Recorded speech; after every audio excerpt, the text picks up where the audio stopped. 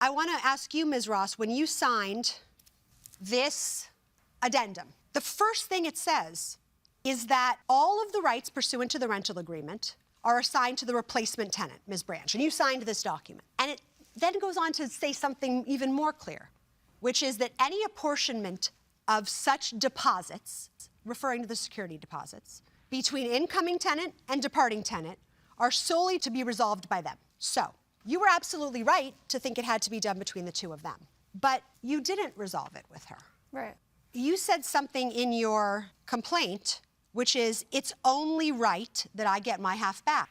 But how do we do that when you didn't reach an agreement? I haven't thought that far on how you guys handle the situation. I just knew that this was my next step. Do the two of you have any photographs or any evidence showing the condition that she left the place in? I have pictures of, like, the wall that she painted over. You can still see, like, some of the damages from, like, some sticky stuff. Do you have any pictures, Ms. Ross? Yeah, I fully fixed the apartment. I have videos and picture proof and receipt proof.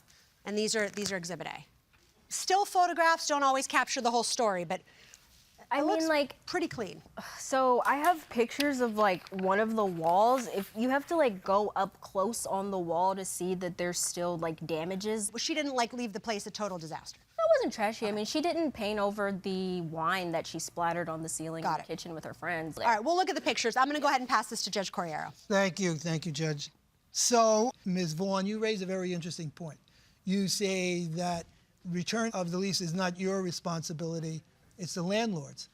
But the landlord would say, hey, no, wait a minute, Ms. Vaughn. I'm transferring that responsibility to you. You said that when you were looking for an apartment, you couldn't afford a security deposit. You didn't have $19.50. So Ms. Vaughn assured you that you didn't have to pay. That's what I understood. I actually attempted to work something out with her. I know you did. You offered her $350. $350. Well, how did you come to that price? I told her that $350 was all I could do in good nature. And that's very interesting. But the question that we have is, are you standing in the shoes of the plaintiff, and are you benefiting from the security deposit that she put up? And the answer to that is what? Well, no, because... No, wait a minute, don't say...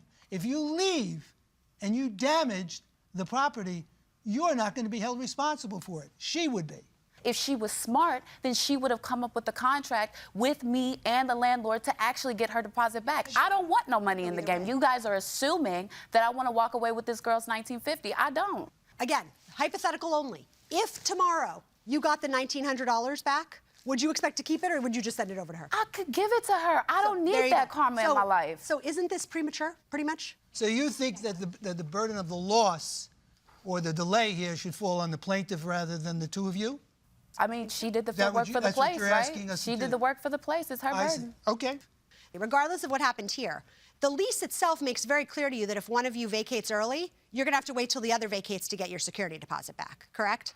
Right, the original lease saying that. Correct. But then when talking to him and me signing the addendum and switching places, they made it very clear to me that I should be able to get the deposit back. But also, I want to be very clear about one thing. This lease ended, so the lease is over. Right. All right, I think we're good. We're going to excuse the parties while we deliberate in this matter. We had a very spirited deliberation, and we had some disagreements, especially when it came to the addendum that was signed. And all of this is honestly to protect the landlord. He shifted the responsibility to the tenants to figure out what to do with the security deposit so he stays out of it. Ms. Ross, we found that you tried to work something out. Ms. Branch, you tried to offer some money, but nothing was sorted out. And when you sign a lease, there's some sort of a deposit that's put down to ensure that, you know, the landlord's covered with unpaid rent, damages, and Ms. Branch, you would be getting windfall, essentially, because if you lived in this apartment for 4 years and there was damages that were calculated and deducted from the deposit that was paid by the plaintiff, you wouldn't be coming out of pocket. And so for us, we found that it would be unfair for Ms. Ross to have essentially stayed through the entire lease term, paid up in rent, and there was no proof that there was damages, because the pictures we saw looked pretty clean. So we believe that anybody in Ms. Ross's position would be getting her full refund. So the verdict in this case is unanimous. We all agree that Ms. Ross, you are entitled to your full security deposit of $1,950.